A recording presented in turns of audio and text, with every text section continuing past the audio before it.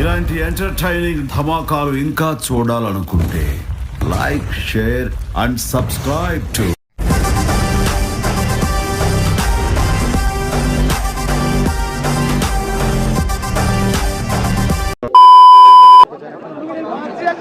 వైఎస్ఆర్సీపీ పరిపాలనలో ఉండగా, వైఎస్ఆర్సీపీ ప్రభుత్వంలో ఉండగా ఇది ఒక్కటే ఎన్నిసార్లు ఎందుకు చెబుతున్నావు?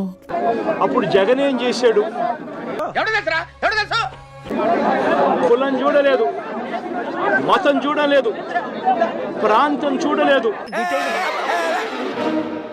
కేవలం ఓటు వేయలేదన్న ఒక్క కారణంతో ఆస్తులు ధ్వంసం చేస్తా ఉన్నారు, మనుషులను కొడతా ఉన్నారు, కొట్టి మరి కేసులు పెడతా ఉన్నారు. ఇంతటి అన్యాయంగా రాష్ట్రాన్ని రావణ కాష్టం చేస్తా ఉన్నారు. వీడెవడండి బాబు, ఆ నాన్నే అదమని చెప్పేసుకుంటున్నాడు. ప్రజల్లో వ్యతిరేకత వల్ల ఓడిపోలేదు, ప్రజలకు మంచి చేసి మళ్ళీ చెప్పు. మంచి చేసి ప్రజలకు మంచి చేసి వైఎస్ఆర్ కాంగ్రెస్ పార్టీ ఓడిపోయింది. గతి లేదు. ఇవేవి కూడా చేయకుండా కేవలం వైఎస్ఆర్సీపీ అభిమానులైనా, వైఎస్ఆర్సీపీ కార్యకర్తలైనా, వైఎస్ఆర్సీపీకి ఓటు వేసిన వారైనా కూడా పూర్తిగా నాక్కుపోతాయి. ఒకసారి అందరూ కూడా ఆలోచన చేయమని కోరుతా ఉన్నా. మొదట బాధేసింది, ఆ తర్వాత అసహ్యం వేసింది. ఎవడన్నా బుద్ధునోడు ఎవడన్నా నమ్మదానికి ఉందయ్యా? చెప్పడానికైనా హద్దు పొద్దు ఉండాలి కదా. నీ బ్రెయిన్ లో ఏదో నరం కట్టయినట్టు మాట్లాడుతున్నావు.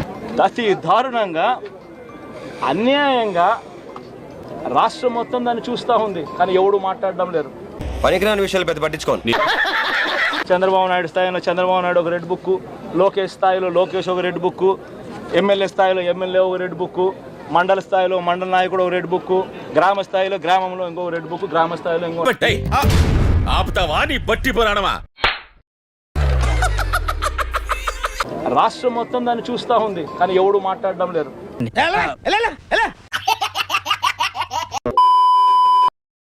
ఆర్కే రోజా గారిని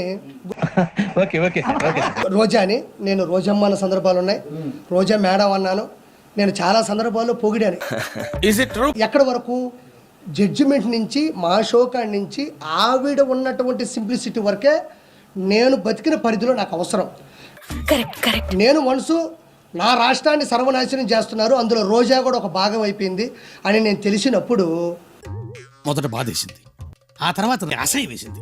నేను రాజకీయాల్లోకి వచ్చినప్పుడు, రాజకీయాల్లోకి వస్తే అటాక్ చేయాలి, తిట్టాలనే పద్ధతి కాదు. ఆవిడ తప్పు చేసింది కాబట్టి మేమలా తప్పులు చేసి పైకి వచ్చిన వాళ్ళమే. ఆ చిన్న చిన్న ఆర్టిస్టులు, చిన్న చితక ఆర్టిస్టులు. నేను ఈరోజు ఒక మాట చెప్తా ఉండా, ఈ రోజు ఆవిడ జడ్జిమెంట్కి వచ్చి డబ్బులు తీసుకుంది, టీమ్ లీడర్గా నేను డబ్బులు తీసుకుని, ఆవిడ పని ఆవిడ చేసింది, నా పని నేను చేశాను. అదే మ్యాజిక్.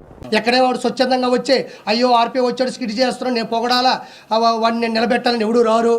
నేనేమో రోజా గారు వచ్చారు, ఆవిడ జడ్జిగా నిలబడాలని నేనేమో ఊరికే స్కిట్లు చేయలే.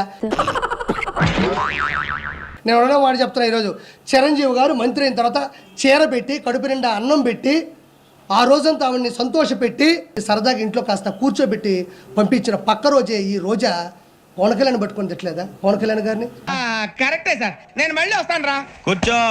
ఆవిడకి సిగ్గు లేదా అలాంటప్పుడు? చిరంజీవి గారిని పట్టుకొని తిట్టలేదా? నాగబాబు గారిని పట్టుకొని తిట్టలేదా? ఏ రోజు తిట్టలేదా? అబ్బా, నాకు ఈ టార్చర్ ఏంట్రా బాబు. బాలయ్యబాబు గారిని పట్టుకుని ఎన్ని తిట్లు తిట్టలేదు? బాలయ్యబాబు గారు తిని సినిమాలు చేయలేదు, ఒకసారి వికీపీడియా కొట్టి చూడండి. ఇప్పుడు అవన్నీ వదిలేవయ్యా. వాళ్ళు ఏ పాపం చేశాను తిట్టావు, నువ్వు అన్న పాపం చేసావు, ఏ పుణ్యము చేయలే. 3,000 కోట్ల రూపాయలు నగిరి ప్రజల మీద సంపాదించావు కాబట్టి నేను ప్రశ్నించా. అంత ఎలా వస్తుంది? అంత డబ్బు టాటా బిర్లాకి రాదు. వాళ్ళకి ఎందుకు వస్తాయి? వాళ్ళు ఏమన్నా పెద్ద రౌడీలా? నీకు దమ్ముంటే నన్ను ప్రశ్నించు, ఎవరిని తిట్టకూడదు. నేను ఒకటే మాట చెప్తున్నా, నువ్వు జడ్జి చేసినంత మాత్రానో, నువ్వు నాకు దగ్గరైనంత మాత్రానో నువ్వు రోడ్లకి పోతే ప్రశ్నించకూడదా? నువ్వు జడ్జి అయినంత మాత్రానో, నాకు దగ్గరైనంత మాత్రానో గంజాయి అమ్ముతుంటే ప్రశ్నించకూడదా?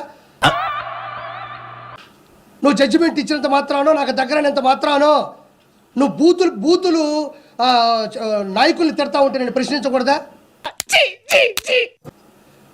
నువ్వు జడ్జి అయినంత మాత్రానో, నాకు దగ్గరైనంత మాత్రానో నగిరి అభివృద్ధిని పూర్తిగా సున్నా చేస్తే నేను ప్రశ్నించకూడదా? ప్లీజ్ నన్ను వదిలేసి.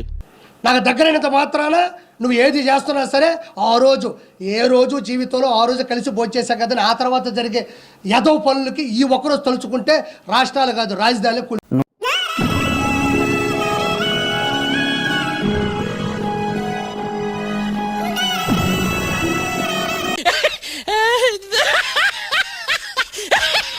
ఎన్నికల ముందు 99 మార్పులు చేశామంటూ ఘనంగా చెప్పుకున్న వైసీపీ అధికారం పోయాక వైసీపీలో ఏం జరుగుతోంది? నాకేం తెలుసు? మళ్లీ అధికారం వస్తుందని, కొద్దిమంది ఎమ్మెల్యేలను మార్చితే సరిపోతుందని, అధికారాన్ని పార్టీ గుమ్మంలోనే కట్టేసుకోవచ్చన్న ప్లాన్ బెడిసి కొట్టింది. ఈ కేసు పోద్దని నాకు ముందే తెలుసు. ఇక అధికారం పోయినా 5 ఏళ్లకు మళ్లీ పుంజుకోవచ్చనే కార్యకర్తల నమ్మకము ఇప్పుడు సడులుతోంది. వాళ్ళకి కొత్తగా ఏం చెప్తామయ్యా? అవును, వైసీపీలో అంతర్గత పరిణామాలు పరిశీలిస్తే కార్యకర్తల భయంలో నిజమే కనిపిస్తోంది. రాష్ట్రంలో దాదాపు 70 నియోజకవర్గాల్లో వైసీపీకి నాయకత్వ సంక్షోభం సవాల్గా మారింది.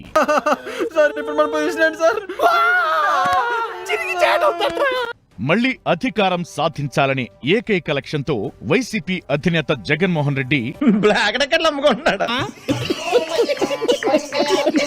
ఎక్కడి వారిని అక్కడికి, అక్కడి వారిని వేరే చోటకి మార్చేసింది వైసీపీ. ఏంటి డబ్బిస్తే అన్ని పనులు చేస్తాం అనుకున్నారా? కొన్ని పనులే చేస్తాం, నీచమైన పనులు. ఇలా మారిన ఎమ్మెల్యేల్లో ఒక్క రాజంపేట నియోజకవర్గంలో తప్ప మరెవరూ ఈ ఎన్నికల్లో గెలవలేదు. అంటే మొత్తంగా వైసీపీ అధినేత చేసిన ప్రయోగం విఫలమైనట్లేనని చెప్పొచ్చు. వాళ్ళు బూతులు తిడతారు, మనం నీతులు చెప్తాం. అన్ని రొటీనేనయ్యా. తాజా పరిణామాలు కేడర్లో ఆందోళన రేకెత్తిస్తున్నాయి. నేను మొత్తుకుంటుంది అదే కదరా.